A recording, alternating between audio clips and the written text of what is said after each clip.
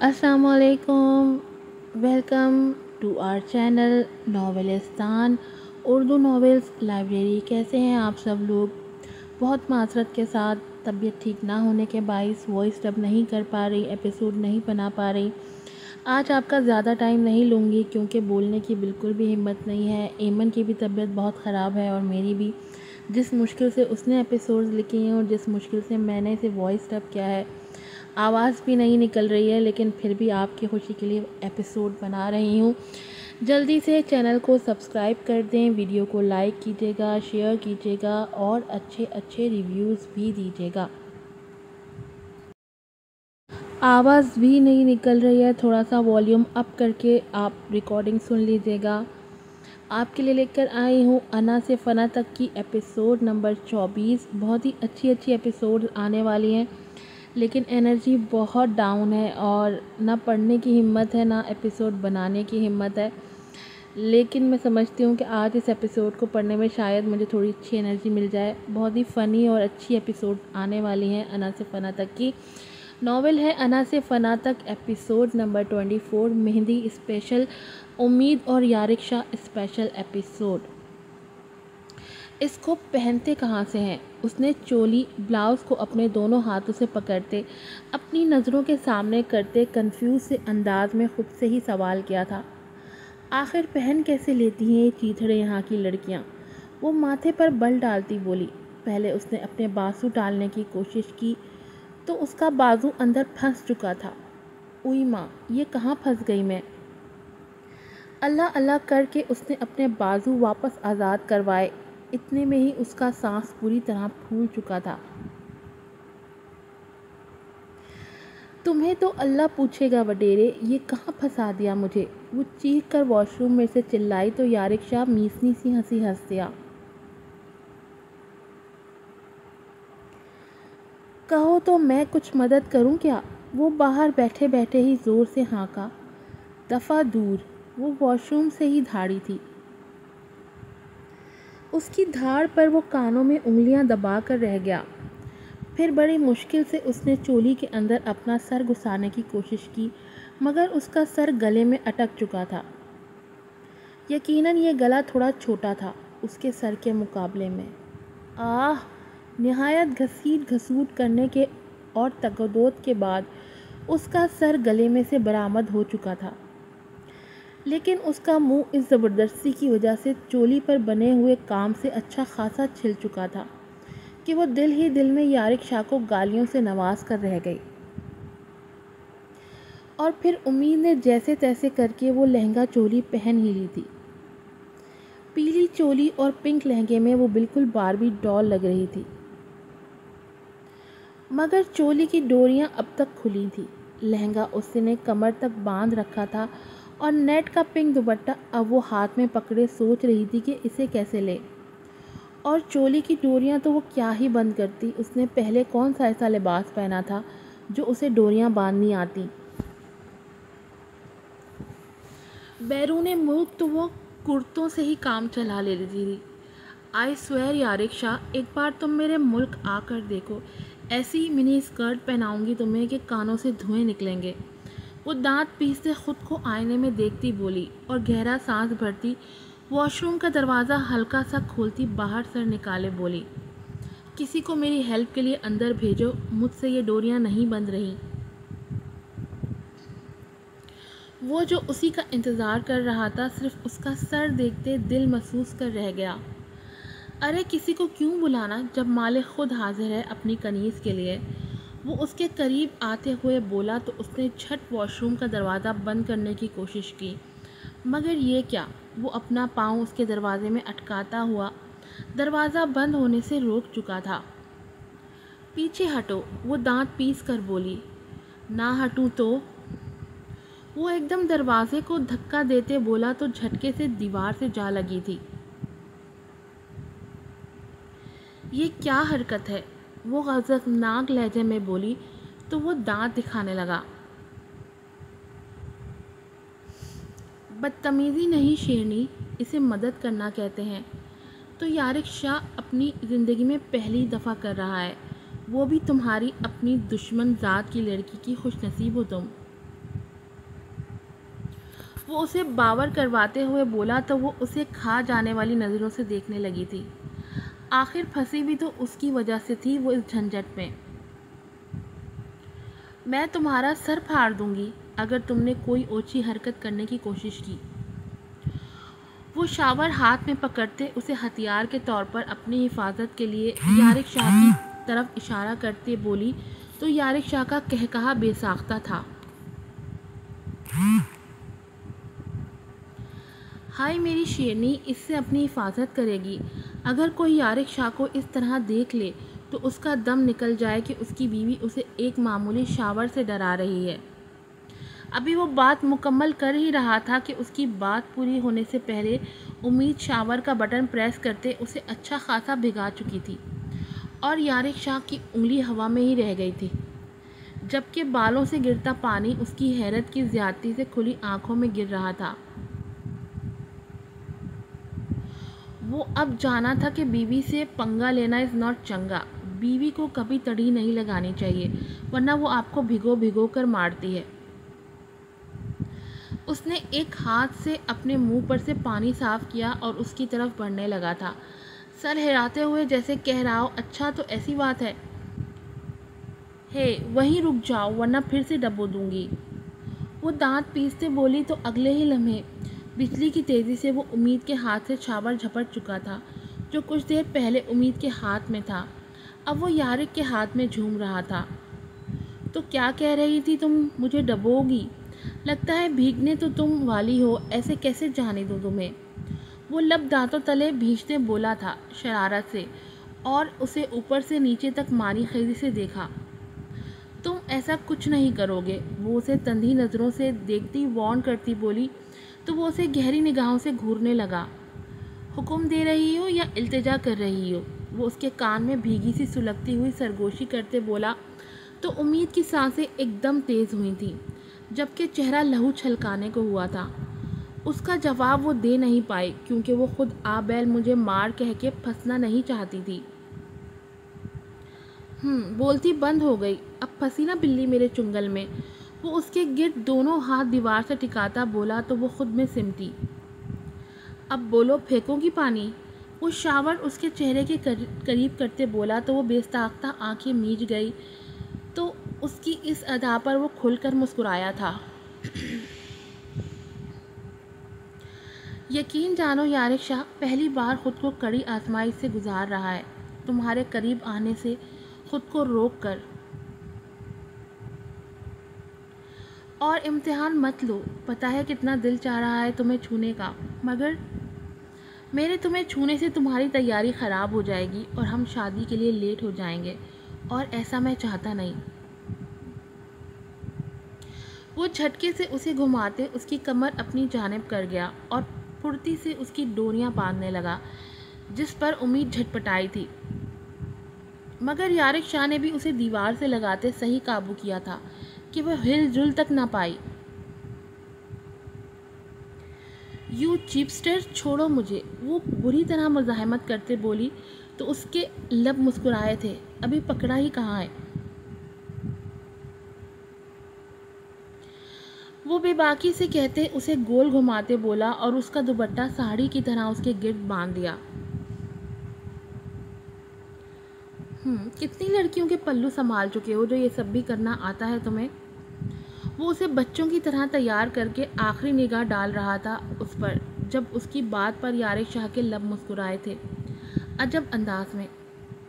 ہائے قاتل ہے محبوب میرا، نہ خود کو قریب آنے دیتا ہے اور نہ دوسروں کے قریب جانے دیتا ہے، آخر یہ جلن کی کون سی منزل ہے؟ وہ اس کی ناک سے ناک ٹکراتے اسے سچ مچ ڈرا گیا تھا کہ وہ بدک کر پیچھے ہوئی۔ جلن مائی فٹ، وہ دانت پیستے بولی تو وہ قہقہا لگا کر اسے ہاتھ تھامتے زبردستی باہر لایا تھا اور گاڑی میں بٹھا کر شہر کی جانب روانہ ہو چکا تھا۔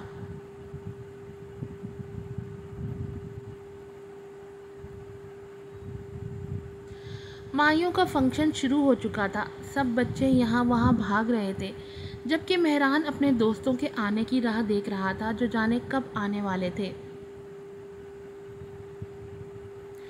تھوڑی دیر بعد جانا کو لا کر اس کے پاس بٹھایا گیا تو وہ دل تھام کر رہ گیا۔ ہائے، کوئی اتنا پیارا کیسے لگ سکتا ہے، اور وہ بھی سارے کا سارا کیسے مل سکتا ہے؟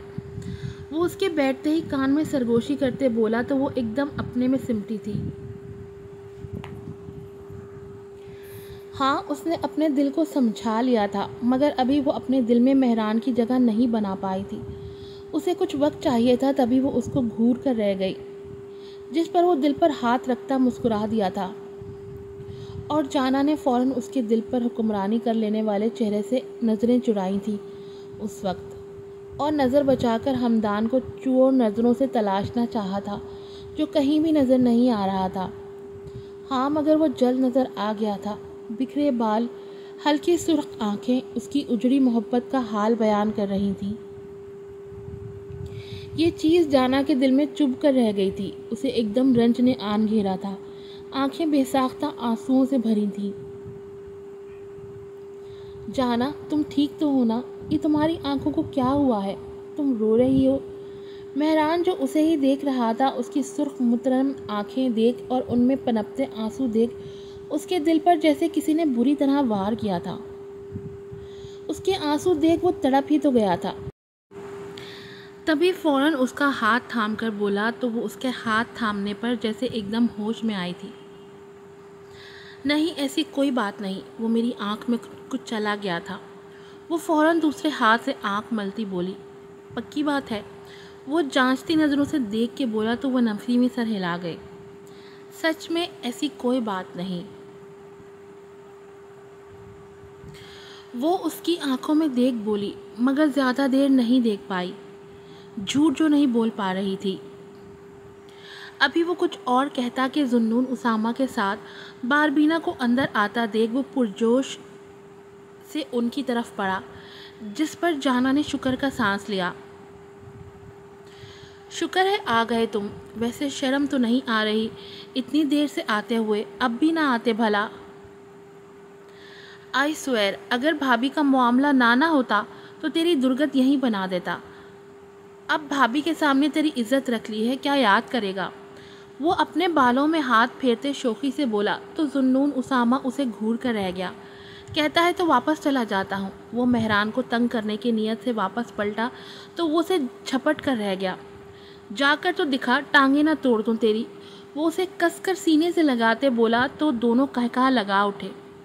بھابھی کیسی ہیں آپ؟ اور یہ بدماش تنگ تو نہیں کرتا آپ کو؟ بتائیں پھر میں اس کے کان کھینچوں؟ وہ ذوالنون اسامہ کی ٹانگ کھینچتے بولا تو وہ اسے کچا چبا جانے والی نظروں سے دیکھنے لگا۔ بھلا وہ اس کا دوست تھا یا اس کی بیوی کی طرف تھا جو اپنے دوست کی برائی اس کے سامنے کر رہا تھا؟ وعلیکم السلام، ٹھیک ہے، آپ بتاؤ مہران بھائی، آپ کیسا ہے؟ مہران بھی اس کے منہ سے اردو سنتے دیکھ حیرت کے مارے دنگ رہ گیا تھا، جس کا کھلا منہ دیکھ کر ذوالنون اسامہ کا کہکہا برآمد ہوا تھا۔ کیوں چونک گئے نا تم بھی؟ بڑی چھپی رستم ہے تمہاری بھابھی۔ کیا بے عزتی کی ہے اس نے لورین کی اس پارٹی میں؟ میں تمہیں بتا نہیں سکتا۔ خواہ مخواہ اس کی تعریفیں مت کیا کرو، نہ ہی اس کی زیادہ طرفداری کیا کرو۔ تم نہیں جانتے یہ کب کس طرح پاسا پلٹ دے، تمہیں خبر بھی نہیں ہوگی۔ ذوالنون اسامہ اسے وارن کرتے ہوئے بولا تو مہران اس کی بات پر مانی خیزی سے ہنس دیا تھا۔ یہ تو بہت اچھی بات ہے، تمہیں تمہارے ٹکر کی بیوی ملی ہے۔ اچھی بات ہے، تمہیں تگنی کا ناچ نچا کے رکھیں گی بھابھی۔ یہی ہونا چاہیے تیرے ساتھ۔ کیوں بھابھی، صحیح کہہ رہا ہوں نا میں؟ کریں گی نا اس کا علاج؟ اس نے امید بھری نظروں سے پوچھا، جس پر باربینا فخر سے سر اس بات میں ہلا گئی تھی جس پر ذوالنون اسامہ جل کر رہ گیا تھا، اور باربینا کو ایسی نظروں سے دیکھا جیسے کہہ رہا ہو کچھ دیر پہلے کا واقعہ بھول گئی ہو کیا؟ اس کی نظروں کا مفہوم سمجھتے ہی باربینا نے نگاہیں چرائی تھی، جس پر ذوالنون اسامہ کے چہرے پر مسکراہٹ نے چھپ دکھلائی تھی۔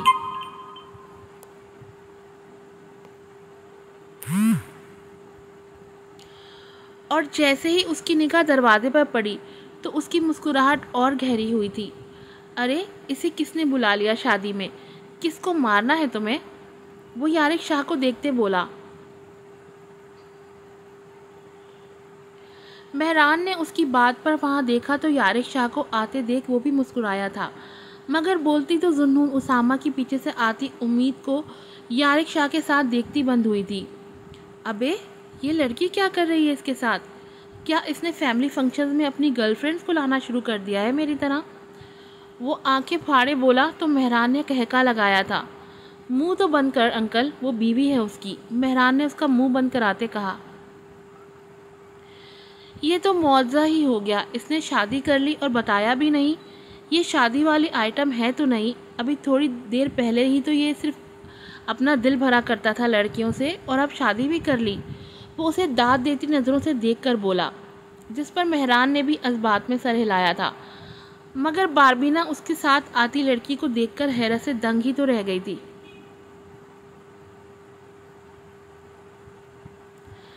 کیسا ہے میرے یار، ہونے والی شادی مبارک، اور تجھے گزری ہوئی شادی مبارک۔ وہ پہلے مہران کے گلے لگتے ہوئے بولا اور پھر ذوالنون اسامہ کے گلے لگ کر اسے شادی کی مبارکباد دی۔ ہمیں چھوڑ، تو نے کب اپنی چال بدلی؟ ویسے تبدیلی بری نہیں ہے، اس نے امید کو دیکھتے ہوئے کہا، جو باربینا کو دیکھ کر خود پتھر کی مورت بن گئی تھی۔ اس نے امید کو جب باربینا کو یکٹک دیکھتے ہوئے پایا تو باربینا کو دیکھا جس کی آنکھوں میں آنسو تھے، اور ناسمجھی سے ان دونوں کو دیکھنے لگا۔ باقی سب بھی خاموشی پر ان دونوں کو دیکھنے لگے تھے جو ایک دوسرے کو دیکھتی جا رہی تھی، اور پھر اچانک دونوں ہی آگے بڑھی تھی اور ایک دوسرے کے گلے لگ گئی تھی۔ امید، باربینا دونوں ایک ساتھ بولی تھیں۔ دونوں کا ہی لہجہ نم تھا، جبکہ ان کے ارد گرد کھڑے وہ تینوں ہی ان کو حیرت سے دیکھ رہے تھے۔ کیا وہ ایک دوسرے کو پہلے سے جانتی تھیں؟ مگر یہ کیسے ممکن تھا؟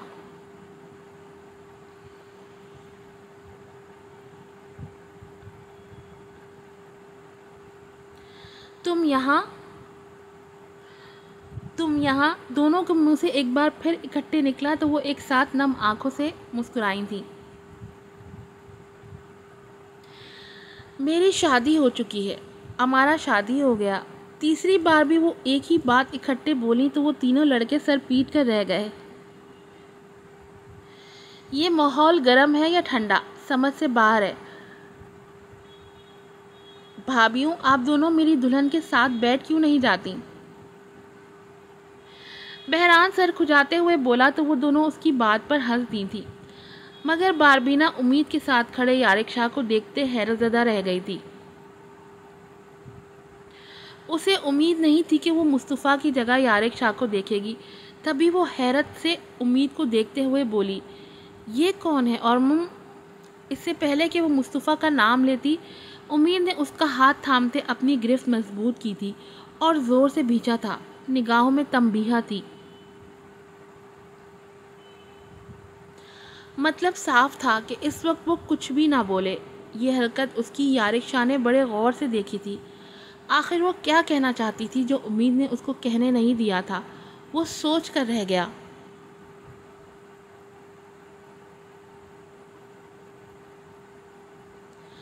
اب آپ لوگ بھی سوچیں کہ امید اور باربینا ایک دوسرے کو کیسے جانتی تھی، اور باربینا کیا کہنے والی تھی جسے امید نے روک دیا تھا، اور یارق شاہ کیا سوچ رہا ہے؟